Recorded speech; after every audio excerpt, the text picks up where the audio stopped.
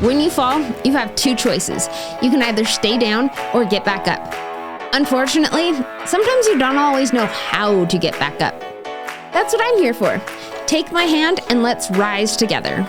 Welcome to After You've Fallen. Okay, today, one of the questions that I get all the time is, how can I deal with my headache or my migraine or this, that, or the other? So I decided to invite my friend Aneeqa here. Hey guys. Because she also deals with a lot of headaches and migraines and things like that, even though, they couldn't figure out what it was from or whatever for a long time. And then we found out that I actually have a brain cyst that will be needing surgery pretty soon here. So I'm going to have the input of headaches and migraines from a brain cyst today. Yeah, whereas I have headaches and migraines from the insight of a traumatic brain injury. But regardless of what it's from, they are still similar in the ways that you can treat it and things like that. So, Aneeqa, how irritating is it to you when people are just like, my head hurts, I have a migraine? Oh, man. It really depends on the person, I think. For people who I know get true migraines or headaches, I feel like I can empathize with them, like you. And then for other people who just get migraines and headaches and think that it's one, it's very frustrating because they can be extremely painful and debilitating. Absolutely. Yeah. So let's talk a little bit about the difference between a migraine versus a headache. Yeah. So the biggest thing that is different between a migraine and a headache are the different stages that a migraine goes through. Yeah. Additionally, migraines typically get worse with physical activity or movement, light, sound, and smells. They are additionally, surprisingly enough, only on one side of the head, the face, the neck, and they most commonly are accompanied by some, if not all, of the following, which are nausea, vomiting, tiredness, visual disturbances, numbness and tingling, irritability, difficulty speaking, and extreme sensitivity to stimuli. Some sources say that migraines are only classified as such if they are chronic. Not all, but some sources do say that. And according to one source, only 1.3% of American women and 0.5% of American men experience chronic migraine, which is a little bit ridiculous that everybody wants to just say, oh yeah, I have a migraine. But I do think personally that headaches probably occur more often than migraines. Oh, absolutely, without a doubt. And we'll talk about that as we in a minute when we talk about the stages of migraines. But for now, let's talk a little bit about headaches. There are actually over 150 different types of headache, but they're separated into two different types, which is primary headaches and secondary headaches. The worst type of headache that you can get is a thunderclap headache. And a thunderclap headache you will not get unless you have either suffered brain damage or like a brain injury or stroke. So interesting. I did not know that. Yeah. And then the next like worst form or whatever of headaches is called a cluster headache.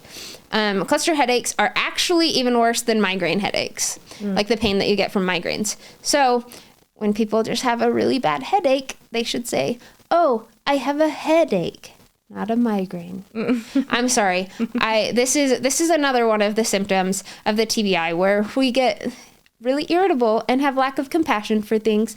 So yeah, but I do try. The reason why, though, I think people think migraines are like more severe is because they have so many other symptoms that come along with the headaches that kind of cause you to be like dysfunctional and all of that. And so I think that's why people oftentimes think that migraines are worse than headaches when that's not always true. And then the most common type of headache is a tension headache. Yes. But then the two main like separations that distinctions that they make with headaches is primary and secondary. So primary headaches are pain that is caused from the headache directly. migraines are also considered primary headaches. And then secondary headaches is pain that is caused from other conditions like sinuses, colds, dehydration, etc. And the biggest misnomer between the difference of headaches and migraines is not all migraines actually even have headaches in them. In fact, the headache portion of a migraine is only one of the 4 stages. Another thing that Aneeqa loves studying the brain almost as much as I do. And so she also knows that headaches are not actually caused by pain from the brain. Where are headaches caused from, or where's the pain from headaches caused from, Aneeqa? Do we not even know? No, we know with headaches, not with migraines. Know. Where? Headaches is the meninges. Oh, duh. I don't know where my brain was at, just barely. Maybe it was your cyst taking over. Oh, probably. I will say I've been a little bit just off my rocker with this cyst the past few days. Yeah. It's rough. A lot of the things that Aneeqa is struggling with brain injuries are neurological. And so, things that are wrong with your brain have similar symptoms. Yes. But no, so the pain that comes from headaches is within the meninges. The meninges are what covers your brain. So there's I think 4 different meninges, and then your skull. And so each of those things have different nerve senses and things like that. So I don't know. So those can feel lots of pain, even though it may feel like it's coming from your actual brain. However, with migraines, scientists aren't really sure where exactly migraines come from. It is thought that it's a disruption in the blood vessels or something like that.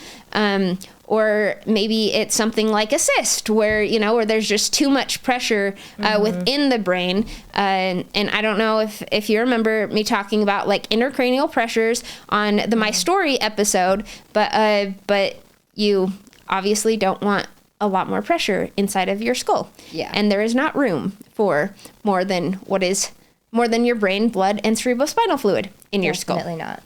Yes. So, yeah. I will say, if we're backtracking a little bit between, primary and secondary headaches, a lot of the times when people will go to the urgent care or the ER, they will ask you the symptoms of your headache, and usually they'll put that down on the report, whether it was primary or secondary. Yeah. So for those of you out there who are wondering what the heck that meant in your report, or why, or why they even do that or whatever. Yeah. Why we separate the two. It's so that we know what exactly it is that we need to be treating. Exactly. Yeah. Anyway. Okay. Then there are, I've mentioned a number of times already, there are 4 different stages for migraines. The first is the prodrome. Aneeqa, do you want to talk about the prodrome? Yeah, let's talk about the prodrome. I think I've been experiencing that a little bit lately in a different sense, but the prodrome stage, what occurs during this are problems with concentrating, irritability, depression, difference in speaking and reading, trouble sleeping, nausea, fatigue, sensitivity to light and sound. There's a whole different list of things that happen during prodrome. Yeah.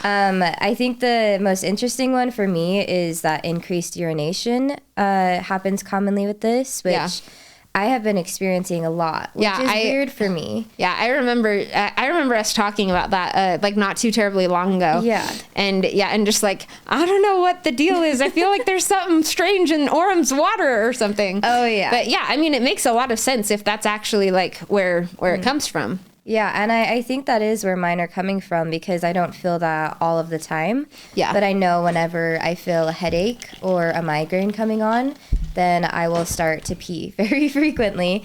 And for a while, the doctors were worried it's diabetes, but indeed it is not. It is just a symptom of prodrome. Yeah.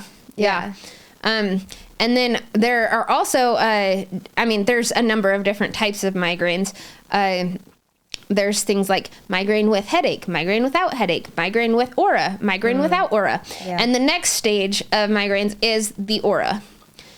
So the aura is seeing like bright flashing lights or dots or sparkles or whatever. You also get some blind spots in your vision. You've got numb or tingling skin, speech changes, and ringing in your ears or tinnitus. You can have temporary vision loss. You can see wavy or jagged lines, change in smell or taste, and a funny feeling. I think that, I don't know for sure if it's part of the aura or part of the attack, but I know that you definitely get vertigo and like dizziness and stuff with migraines. But, yeah, do you? Oh, yeah. Yeah, it can be pretty bad sometimes. Yeah. Okay. Is that part of the aura stage too then? The what? Is like the vertigo, is that part of aura? I don't know. I mean, I feel like it is, but I'm not sure about that. Yeah. I mean, I don't know. I feel like that's probably just part of all of it. It probably is. Okay. So, yeah. Okay. So then the third stage of migraines is the attack. This is where you would experience a headache. You may or may not experience a headache, as there are some migraines without headache. However, this is where the headache would come. Yeah. They get intense. Yeah. If this stage will hit and you will know. There's no doubt about it. No doubt about it. I think the worst part too is everything that leads up to the actual attack.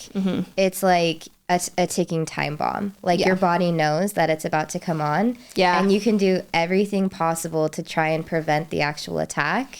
But that doesn't work every single time. Yeah. And then it hits and you're like, well, shoot, I really wish that the medications would have worked or something. Yeah. I mean, and then there's some people who just lay in bed as soon as the attack hits or whatever. Oh, yeah. But when you deal with things as often as you or I do, you learn, no, you just kind of got to power through. It's true. And it sucks a lot. Yes. But, so with the attack, there is also extreme sensitivity to stimuli like lights, noise, and smells. Nausea and vomiting. Then you get stomach upset, abdominal pain, loss of appetite sometimes. Other times you get unexplained hunger, which is so annoying. Yeah. But and then you can feel either very warm or very cold, or just switch between the two all the time, which is very, very, very common with me, very frequent with me. I can attest to that. Yeah. I will pretty much always be wearing a sweater or 5 different layers when I come and record the podcast, because I think that it is freezing, even though most people do not. And then of course, there's also some tiredness, some speech changes, dizziness, blurred vision, tender scalp, all of those kind of things. Then finally, stage 4 of 4 for migraines is the postdrome. Aneeqa, you want to talk about the postdrome? Yeah, so this stage obviously occurs after the attack. It includes being unable to concentrate, feeling depressed, being fatigued. I definitely feel that symptom a lot. Not being able to understand things, possible euphoria as well. This stage has definitely hit me a few times. I feel like that could have hit you yesterday when we were talking on the phone and you were like, wait a second, I forgot I was on the phone. Yes, it has been very common with me lately, which is not good for when I'm either on the phone or when I'm working. I feel like a lot of people will sometimes just be like, what the heck is wrong with her? Yep. I have been told before that people think I'm high when this happens. Yep. I am not. I am just feeling the effects of postdrome. No, that's 100% accurate. I mean, just kind of the loss of I don't know, just attention or kind of spacing out for a little while. People definitely will think that you are high. Yeah.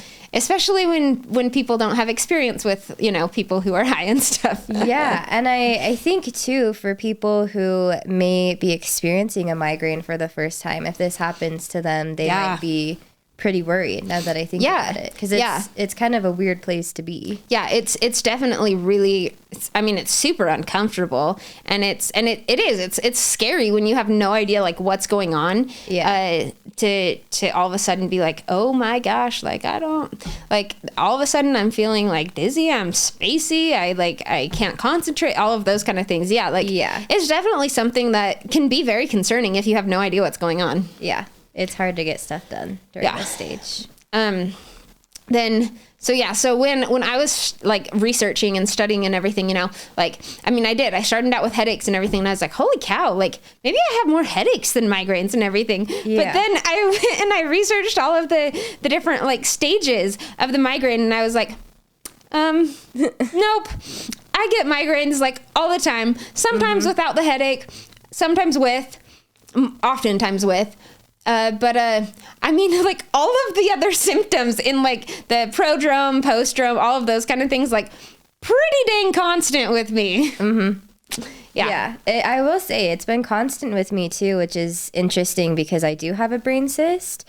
Yeah. So I feel like I kind of go in between, is this a headache or is this a migraine? Because it's a cyst, so we know that a lot of the symptoms I'm experiencing are coming from that. However, I still get a lot of the symptoms from the different stages of a migraine. Yeah, absolutely. So I don't know how much of it's a headache or how much of it's a migraine. Either way, they're extremely painful. Oh, absolutely. But they can both be. A headache and a migraine can be painful. So 100%. Yeah.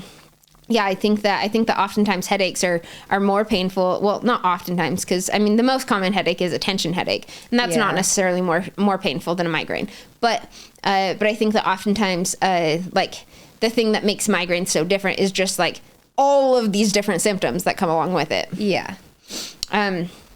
Anyway. Okay, so some causes or triggers that could create a headache or a migraine. So with migraines, research has actually shown that there may be a glitch in the metabolic process, or the way that we get energy for migraines. Yeah. But some other causes or triggers can be things like food. Specifically, some people can be like have triggers with like one specific kind of food or something. Alcohol, nicotine, posture, sleep, overexertion, hunger, coughing or crying, dehydration, sinuses, medication overdose, virus infection, like COVID, for example. A lot of people that I know a couple of people who have dealt with like extreme, long-lasting like headaches or migraines because of COVID. Head injury, stroke, cysts, other problems with your brain, your menstrual cycle, PTSD, tight muscles, stress, weather, tumors, external compression, brain freeze, clenching the jaw or teeth, grinding, depression and anxiety, sleep apnea, arthritis, bending or straining your neck, low blood sugar, bright lights, flashing lights, smoke, loud noises, smelly places, cerebral spinal fluid loss from a spinal tap, or anything. Just anything. Anything can cause a migraine or headache. Pretty much. Okay, then now let's talk about what to do when you get a migraine or a headache. Okay. So first of all of the things that we're going to tell you, they are not going to be specific to each and every kind of headache or each and every kind of like migraine or whatever. However, most of the things that get more intense are for migraines. The things that are a little bit less intense are probably for headaches or for like cluster headaches or something like that. Or the things that are more intense are probably for migraines or like cluster headaches or thunderclap headaches. But I don't think that most of you have to worry about that. Yeah. And then the things that are less intense are things that are probably more so for headaches. Yeah. Still migraines, but headaches more so.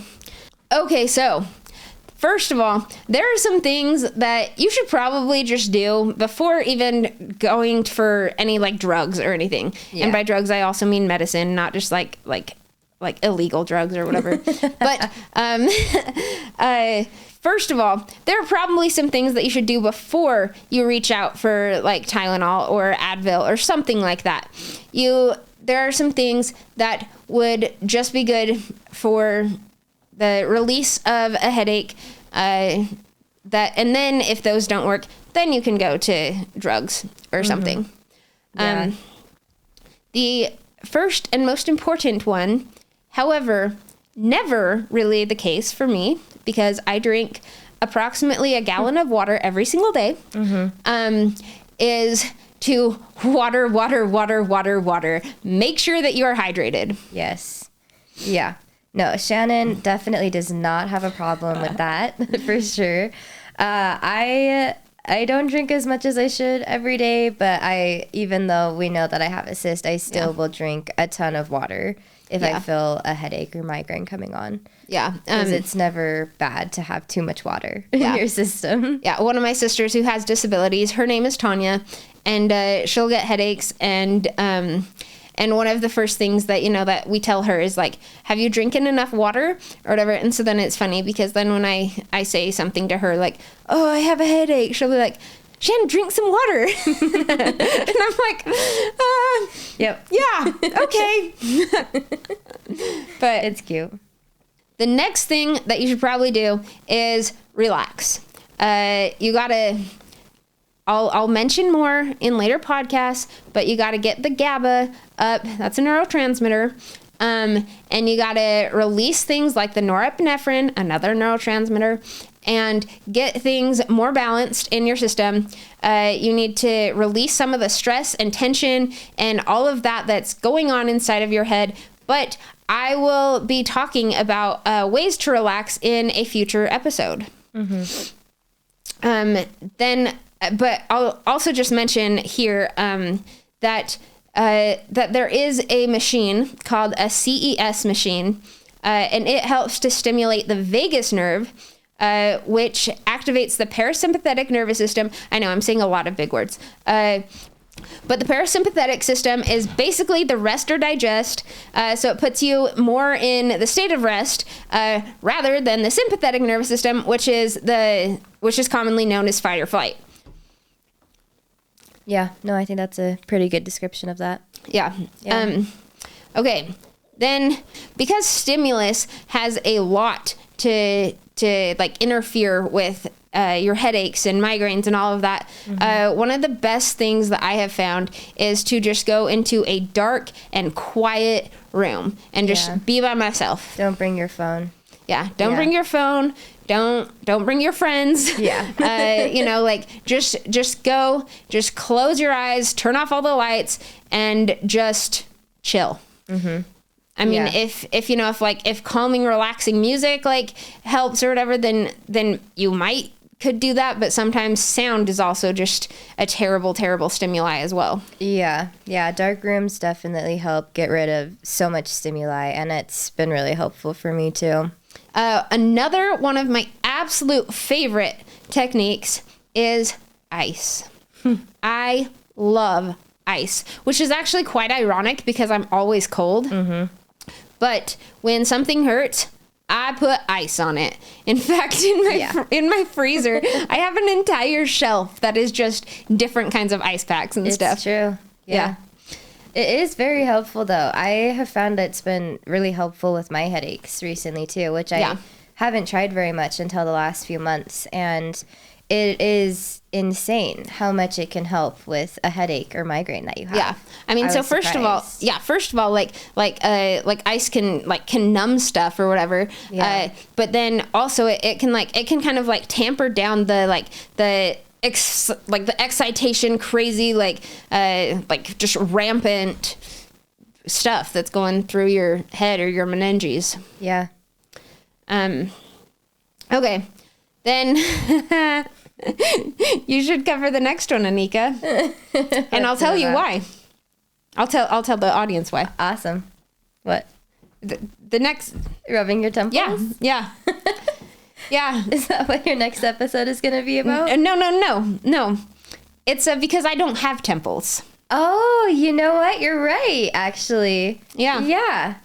Ooh. Yeah, after my second reconstructive surgery where they put like the helmet essentially in my head, I no longer have temples. So do you ever rub your temples? No. It doesn't do anything. No. Yeah. So, Wow. you know, like, it's like, I don't know. I mean, the muscles and everything that would be there to help aid the headache and everything. While there are still some muscles that are like associated with like the skin and everything, you know, a lot of those muscles are underneath the helmet. Yeah. Wow. So, yeah. So you can't rub your temples? Nope. Yeah. I will either rub my own temples or have someone else rub my temples or massage my head. Yeah. But I'm guessing that doesn't really help with you. Nope. Yeah. I mean, yeah, and I don't know, like even like massaging my head doesn't do as much, probably again because of the helmet that's underneath my scalp. But Yeah. you know, but I mean like massaging like my neck or something like that, that'll help, but not the rest of my head, which is awesome. Yeah, that's so fun for you. Yeah. Although ironically, pulling my hair will help. It's something that we actually talked about this morning, Aneeqa and I, because I had a headache this morning. I mean, I still have a little one, but yeah. And one of the things that helps me is just to, not necessarily massage, but just to just pull. Okay, hold on. Okay, another thing that the neurologist actually taught me is specifically when you get congestion headaches or just, I don't know, things specifically in your forehead or whatever. A great tool to use is Aspercreme with lidocaine. Yeah. Because I mean, lidocaine is essentially a numbing agent. Yeah, a numbing agent, Yeah. and then Aspercreme is essentially like aspirin or something, just in a topical form, and so so it kind of helps to relieve the pain in that one area or whatever. Yeah. And then this is one that I have heard, but I don't know. It would not work for me, mostly because I love my ice so much. I don't know about that, but no, is warm showers. Have warm showers ever helped you, Aneeqa? Yeah, they have never helped me. I've heard for some people that the steam and the warmth helps. Yeah. However, I have also really liked ice. Yeah, too. The thing that has helped as far as warmth or whatever is a hot bath with some Epsom salt or some they actually have some Himalayan rocks salt. salt that you can put in the bath or whatever, and that actually helps to excrete toxins out of your body and things like that. So that has been helpful, but warm showers, no. Yeah, put some ice on your head and get in the bath. Yep. Put some ice on your head and get in a hot bath. Yeah. I actually have done that. Me too. Yeah. Yeah. Okay. Then a few more things that are still just other remedies, but are a little bit more not as easy to do. Yeah. So you can get an oxygen, I don't know, there's oxygen bars and things like that. You can either do something like that, or there is hyperbaric oxygen therapy. That's essentially a great big huge chamber that you get in, and then they just pump straight up oxygen into you, and it's good, but it's loud. And it's not good at all to do when you have a sinus headache or something that, because it puts a lot of pressure on you and stuff. And so, I did that once. I could not stay in there, and I was bawling. Yeah, that sounds painful. Yeah. I have found out that pressure and changes in pressure, specifically on long drives, have made my symptoms worse. Yeah. Oh, and yeah. I don't know if it's just because pressure on the cyst or something else, but yeah, no, I think that pressure, or at least increases in pressure, definitely can make it worse. But I think that depending on the migraine or headache. It's helpful. Yeah. I think though that the hyperbaric chamber, I think that it's because it's there's definitely an increase in pressure, but it's causing it's forcing oxygen into your body. Yeah, which is extremely helpful. Yeah. With pain in general. Okay, so then also kind of with like massaging my neck and stuff, I also, it also can actually really, really help to get your neck like popped or cracked, or even all of your back or whatever. Another form that can help headaches, especially if they seem like they keep coming back, is physical therapy or physiotherapy. PT can help you with figuring out the causes, or they can at least like loosen up some of the tight muscles, things like that. Yeah. And I mean, I don't think that you really need to have like the most awesome physical therapist for that one, but I do have the most awesome physical therapist. Shout out to Reed Carter. Anyway, okay, and then, oh my crap. This one is where it's got to be a headache. It can't be a migraine, because migraines get worse with like movement and stuff. But there have been times, and it is so freaking frustrating. But like if I get up and I start doing some exercise, if I start getting my heart rate up, start like getting my cardio to flow and everything, then that will help alleviate the headache. And it sucks so much, because the last thing that you want to do when you have a headache is, like start running or something. Yeah. Yeah. It's so hard to get up and moving when you have a headache. You just want to stay in bed all day. Yeah. Absolutely. And then have you ever tried acupuncture for headaches? I haven't. Have you? No, I haven't. I've heard of it, but that's about it. But that's another one. Okay, really fast, I remembered a couple of other things that I oftentimes do when I get headaches and things like that, and I could not believe that I forgot to mention them in the episode, so I am, I'm making the editor do a little bit of extra work to insert this. But there are 3 other things that I forgot to mention. First is a massage gun or a percussor. They're called both, and it's basically just like something that and it will help a lot if you have like really tight or sore muscles or whatever. The other thing that helps really tight or sore muscles is BioFreeze or Icy Hot or whatever. You can put some of that on it, especially if you put it on like your neck or whatever. Super, super helpful. And then the last thing is a TENS machine, and you just want to put the TENS machine on and you're good. Then there is TMS, and I'm not sure actually if you need a prescription for TMS, but I don't know. All I know is that it's TMS, which stands for transmagnetic stimulation, and I know that I have not been eligible for TMS is also used for like depression and things like that, but I have not been eligible for TMS because I have metal in my head. So yeah, who knows? Yeah, I've never tried it. Yeah, I'm not sure, but finally, what is most important to do, especially if it's just kind of like something that is beginning to be a problem or whatever, is to journal your headaches. Journal like how bad they are. Journal like any triggers that could be the case. It may help to keep a diary to see if you can identify a constant trigger. All of those kind of things. I don't keep a journal, but that's because I know what all of my headaches are from. Yeah, I did at first. I had like a calendar, and I would write the different triggers, but I mean, now we know what mine is too. So yeah. It is important at first, though. Yeah, especially if it is something that's new, and you don't know, like if there could be some external trigger or something like that you can just get rid of or something like that. Yeah. But yeah, when you know what the exact cause is and just the frequency is just unpredictable, all of that, it becomes a little bit irrelevant. Yeah. Okay, now let's talk about some drugs. Awesome.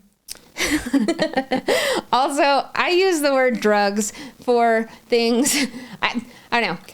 I have a lot of medicine, and I just call them all drugs because that's what they are. And yeah. But so when I say drugs, don't think I'm doing something illegal or anything. I am talking about like Tylenol and things like that. Not heroin or cocaine. Yeah. Yeah. So, and these are just over-the-counter drugs that anyone can get. So the first kind of drug is an analgesic, also known as acetaminophen, or most commonly known as Tylenol. Yep. Yeah, there we go. And then the next kind of drug is an NSAID, or are NSAIDs because there's a lot of them. Yeah. But what does NSAID stand for, Aneeqa? Honestly, I actually don't know. Really? Oh, it stands for non-steroidal anti-inflammatory drug. Oh, non-steroidal. Okay. Yeah, that makes sense. Yeah. So NSAIDs include everything from, well, I mean, it's pretty much any over-the-counter drug that is not Tylenol. Yeah, basically it is. But yeah, I mean, like naproxen or Aleve, Advil / ibuprofen / Motrin, aspirin, all of those. Yeah. And then if you have like a really bad headache or whatever, you can definitely take them like every other like 4 to 6 hours or something like that. Even maybe even closer together. I take them closer together, but I also am, but it's better actually to take them like take Tylenol and then an NSAID and then Tylenol and then an NSAID, like every other, like every few hours or whatever. First of all, because you can take them like more often, you can take pain drugs more often that way. Yeah. As well as it disrupts a lot of different like pain signals and stuff. Yeah. The other thing that works actually extremely well with NSAIDs in particular is caffeine. Yeah. If you take caffeine with an NSAID, so caffeine causes the blood vessels to dilate, which then allows things to move faster through your body, similar to the stupid exercise, which sucks. Yes, true. But caffeine, a lot better than exercise. And then also there are a lot of over-the-counter like supplements and things like that that you can do to increase GABA. I mentioned that before. It is a neurotransmitter that is a relaxing neurotransmitter, and I have lots of different supplements and like ideas, things like that to do to increase GABA.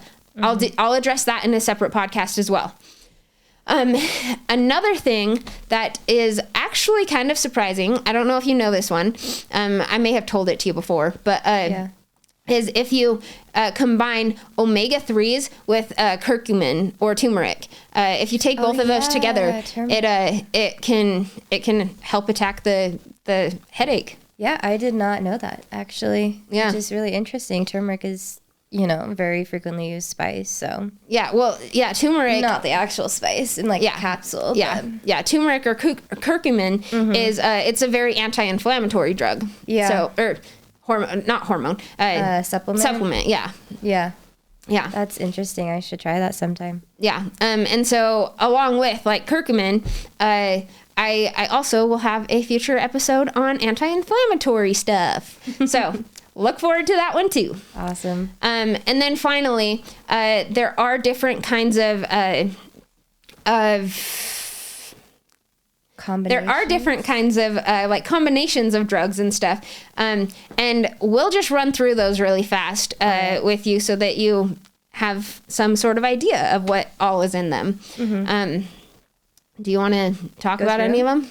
Yeah. Okay. So the different mixtures that there's Excedrin, which is caffeine, aspirin, and acetaminophen, also known as Tylenol.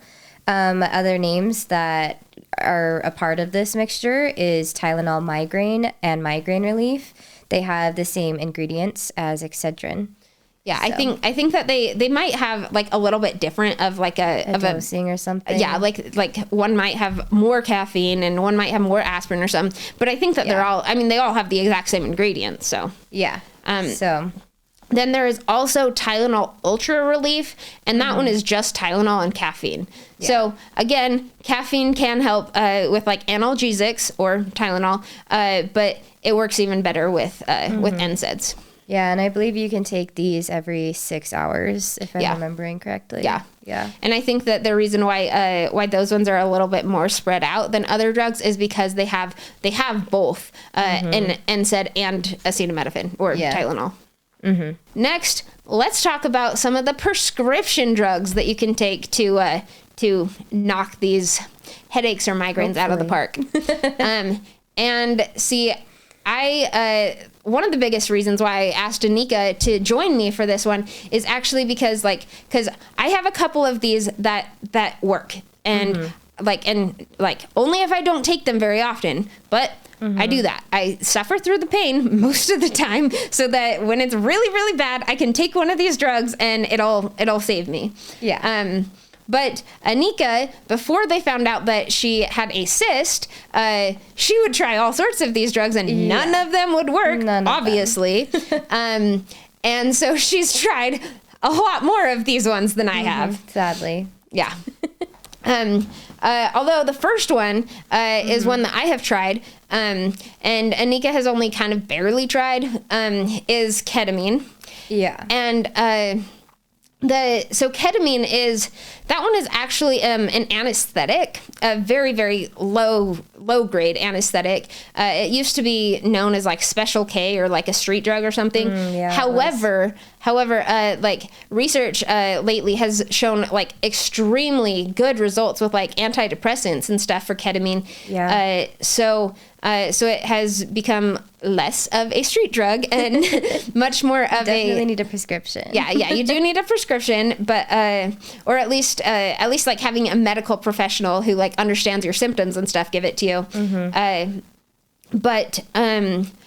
But it is one of those things that it can because it is an anesthetic, it can like relieve some of the pain and stuff. However, I have also been told by the MA that I get my ketamine from that she thinks that ketamine might work like counter to some of the preventative drugs that we'll talk about in a second. So it may or may not work.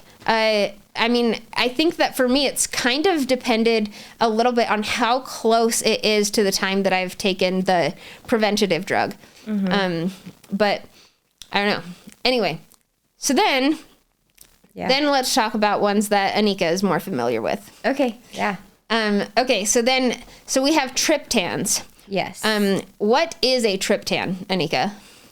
Specifically a triptan, it is something that attaches to a certain pain receptor in your brain, right? Yeah, I don't know how to explain it well. It attaches to like serotonin stuff. Yeah, to help relieve pain, specifically for migraines though. Yeah. Anyway, so like the first triptan is like Imitrex or sumatriptan. Yeah. That is the one that I have. That is the one that I take. That's the one that and they don't. I don't know. In my experience with sumatriptan or Imitrex, there are times that I will take it and then and it still won't be effective. Like an hour later, and so then I have to take a second one. But by that time, hopefully, it finally goes away. If not, then sometimes I end up going to the ER or something. But what a great time. Yeah. Anyway, then there are some other triptans that I have not taken. I don't know if I have taken rizatriptan. I don't know if that's any of those though. Yeah.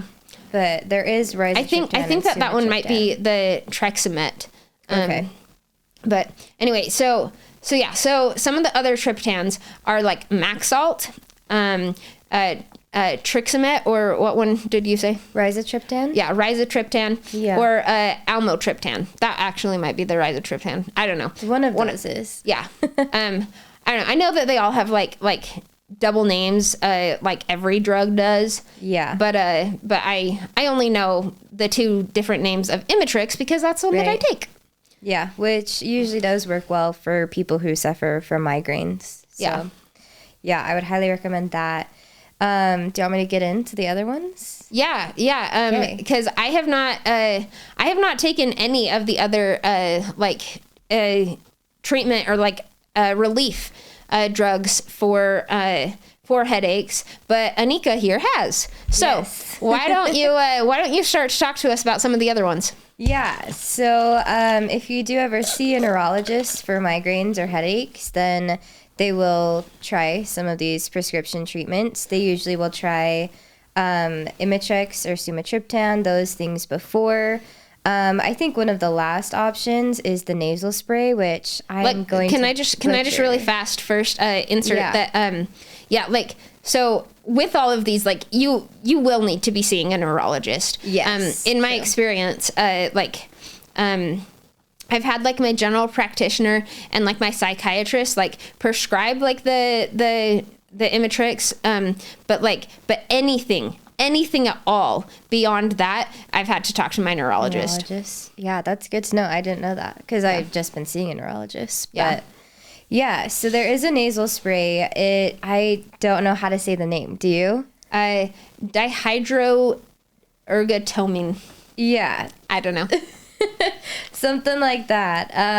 But if you ask a neurologist, they'll know when you say nasal spray. So anyway, it is a nasal spray that you take for migraines. It helps prevent blood vessels in your head from expanding or becoming narrow.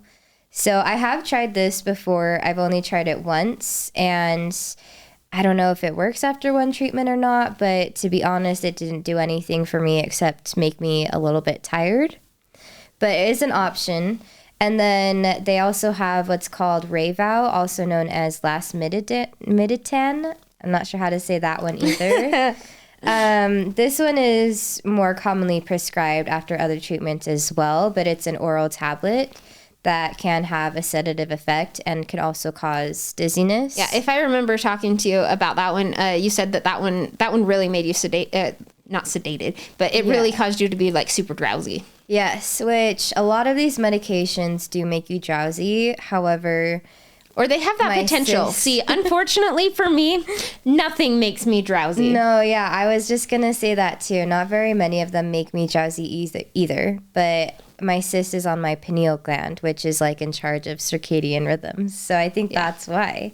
But Rayvow has made me a little bit tired every once in a while, which has been nice. It's nice when you can sleep and have a migraine. Absolutely. Yeah. Abso-freaking-lutely.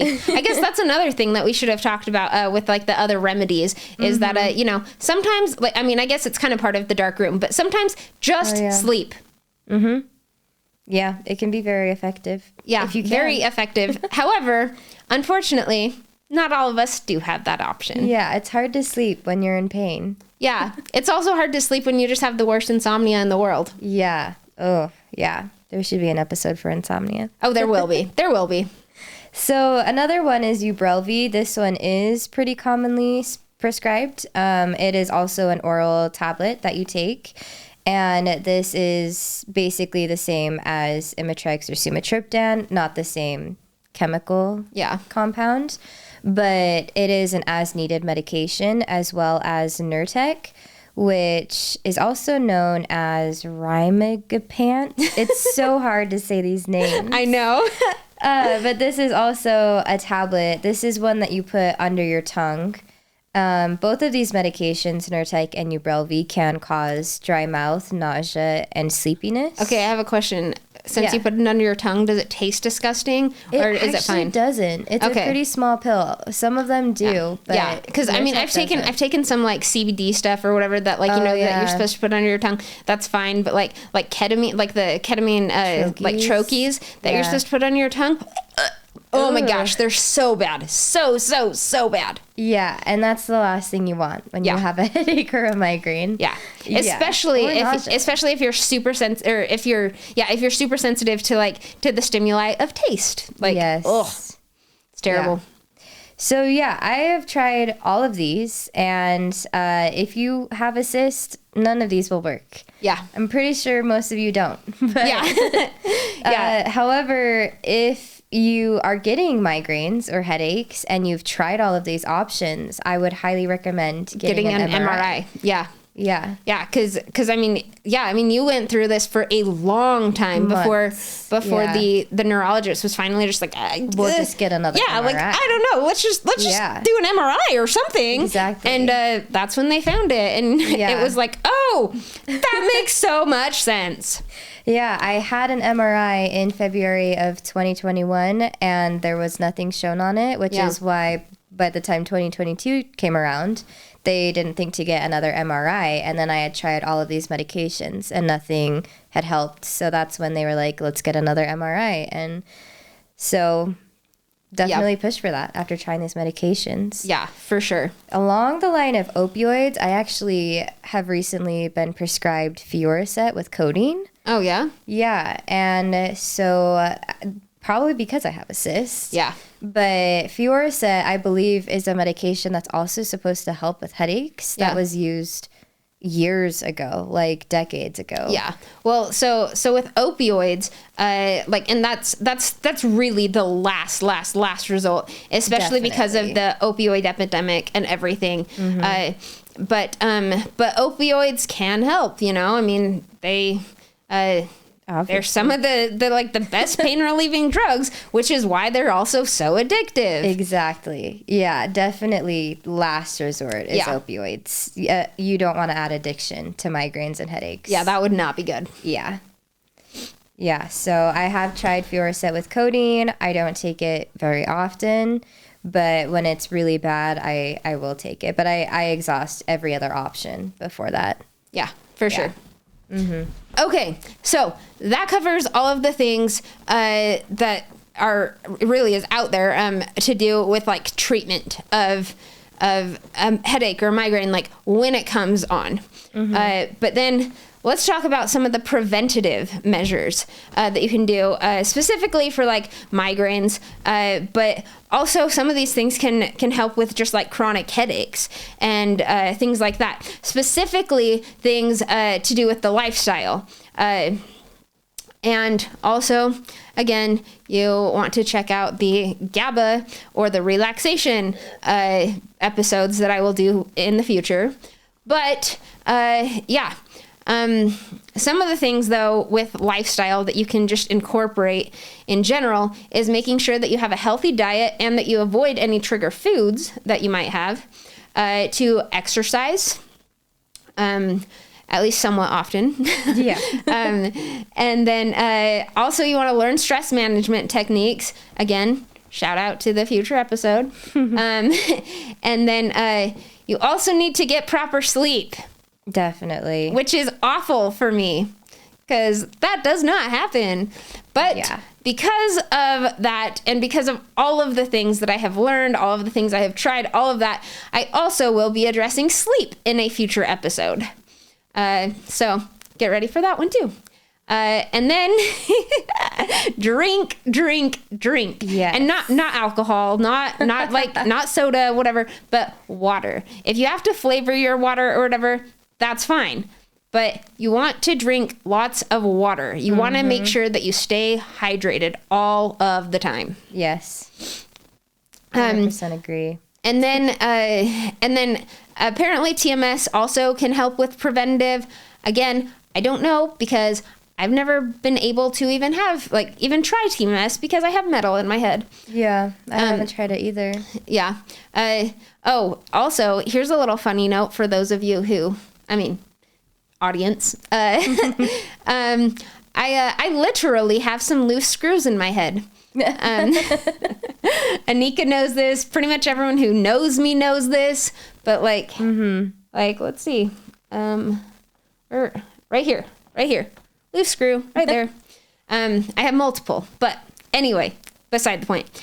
Then finally the other, another just lifestyle technique for preventative is what is called CBT, or is it cognitive brain therapy? Behavioral. Oh yes, there we go. Yeah. CBT, or cognitive behavioral therapy. Aneeqa, why don't you tell us a little bit about what CBT is? Yeah, this is just a form of therapy where you meet with a therapist, you talk about what's going on in your life, different things that may be triggering certain responses in your body physically or mentally.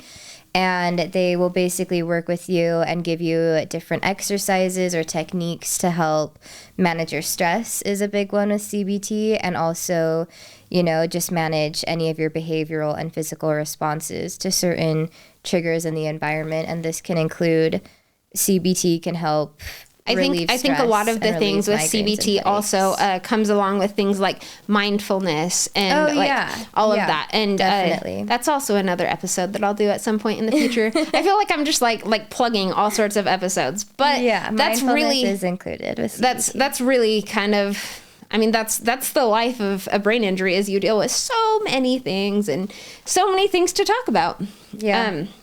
Anyway. Then some over-the-counter type of treatments for preventative or things that you don't need a prescription for are, again, acupuncture. I've never tried that, though, so I have no idea how well that works. Yeah. Another way is neurofeedback or biofeedback. And Aneeqa, why don't you tell us what that means? Yeah. So with this, you get attached to a machine and it will basically give the person who is doing this test information on the different brain wavelengths and your body wavelengths that are emitting, and that will basically tell them like, hey, this is a good thing, this is not, this is a bad thing. And then have you ever done either of those? I have with my nerves, but that's just because I have nerve damage. I've never done it for migraines or headaches. Yeah. I mean, I haven't necessarily done it for like migraines or headaches per se. Yeah. But I mean, it's also preventative, so it's kind of just whatever. But I've done both of them. Anyway, and then also taking curcumin, like we mentioned before, with omega-3s on like an ongoing basis is also another way to prevent future migraines. There are some other supplements that are maybe a little bit less known, like feverfew. That one has been proven to reduce headaches or migraines. Magnesium can do that as well. I think that magnesium is because it kind of helps relax the muscles and stuff. And then riboflavin. Riboflavin is actually something that helps with the metabolic process and things like that. So kind of like how I mentioned at the very beginning, that some migraines like have issues with the metabolic process and things like that. Riboflavin helps with that. Yeah. And as well, like another thing that helps with metabolic process is CoQ10. And so that's another one that can help. And then finally, I don't know, but apparently there has been studies done that say that melatonin can perhaps help with headaches and migraines and things. Yeah, that's interesting. Yeah. I've been taking it because I don't think my body's been producing melatonin. Yeah. But I didn't know it was used as a preventative measure. Yeah. Apparently. I don't know. I mean, if anyone's tried it, let us know. Yeah. Okay. And then finally, there are prescription preventative meds. And I actually have tried, I don't know, I think I've tried more of these than you have. Probably. So you can take a blood pressure lowering med, also known as a beta blocker, also known as anti-nausea drugs. And some of these drugs are things like propranolol, which I have taken. And these drugs work by blocking the action of hormones like adrenaline, which slows anxiety. Some of the side effects, though, are feeling tired, dizzy, or lightheaded, which can be signs of a slower heart rate. It may affect the blood supply to your hands and feet, therefore making them super cold or something. And then also can cause difficulties sleeping or nightmares and feeling sick. And then I will also talk to you about some of my experience with propranolol when I talk to you about amitriptyline, because I took both of those very, very close to each other, and I don't know for sure which one did, like which, or if they both did the same thing. But So yeah, let's actually talk about amitriptyline. Okay. So amitriptyline is an antidepressant. More specifically, it's a tricyclic antidepressant. So with propranolol or amitriptyline, I don't know for sure which. It could have been both. Actually, probably likely was both. But I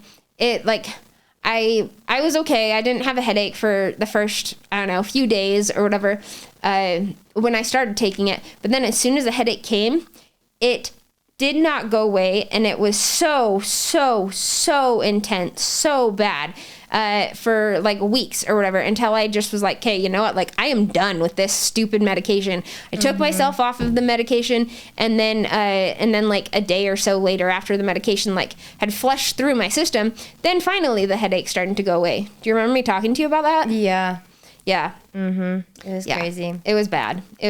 Although I actually found out so I did some like prescription testing or prescription drug testing recently, and I found out that my body it does not react well at all to amitriptyline. Wow. Yeah, crazy. That is crazy. But anyway, some of the like regular side effects that can come with antidepressants are things like dry mouth, slight blurring of vision, constipation, problems passing urine, drowsiness, weight gain, excessive sweating, especially at night. Yeah. And then there is anti-seizure drugs. Mm-hmm. Some of these are gabapentin, which I hate, and Topamax, which I love. So some of the side effects of anti-seizure drugs are to feel too tired, you have stomach upset or discomfort, dizziness, or blurred vision. Okay, then there's also drugs called Catapress or Clonidine. This in my experience with like Catapress is it kind of like slows down the anxiety a little bit for like a short time, but then like, again, this is just a me personally thing. It actually caused like the rebound effect to give me like much higher anxiety after the drug had worn off. Yeah. But some of the side effects associated with like Catapress or Clonidine are like dizziness, lightheadedness, drowsiness, dry mouth, or constipation. Yeah. Then there are a few other kind of like alternative type of like drugs or whatever, like for example, Botox. Aneeqa, have you tried Botox for migraines? Yes, I have. What has your experience been? I have had, I believe, 3 rounds of Botox now. Yeah. At least for me, I get it every 3 months. I think that's pretty common. Yeah, that is. And it does relax your muscles, which is supposed to help with migraines, but I haven't noticed much. I don't think it helps with cysts, but I believe you've tried it too, right? Yeah, I've tried it. I've only actually done it once so far, though. Oh, I do have another one scheduled for 3 months after the first time. But I don't know. I mean, when I first got it, it was terrible for like a week or whatever. Oh yeah, it was so painful, like just like it felt like my like all of my like scalp and like everything was just like tightened so much that it was like giving me far worse of a headache. Well, not far worse, but very different kind of headache. And it also like caused like some nausea for me and things like that. However, I have also heard though that that is fairly common the first time that you get Botox for migraines, and then after that it gets better. Dissipates. Yeah. Yeah, I never had any of those side effects. I had a little bit of like a bruise from it, but that was about it. So some of the other things that can happen but of course I don't notice because, you know, this really happens to me all the time anyway, are things like chills, fatigue, dry mouth, neck stiffness, yes, you know, all of those kind of things. But again, I don't really know what it was from because that just kind of happens to me all of the time anyway. Yeah.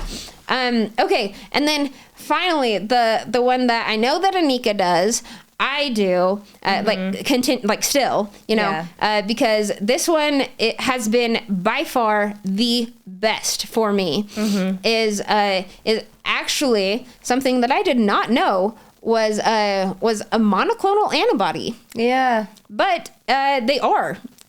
So these include things like Aimovig, Ajovy, Emgality, Vyepti, all of those kind of things. These are at least all that I know. They could be done otherwise, but you give yourself a shot once a month. Yeah. And they I don't know, Aimovig I have not had a problem with. Ajovy was super painful when I when I injected that one.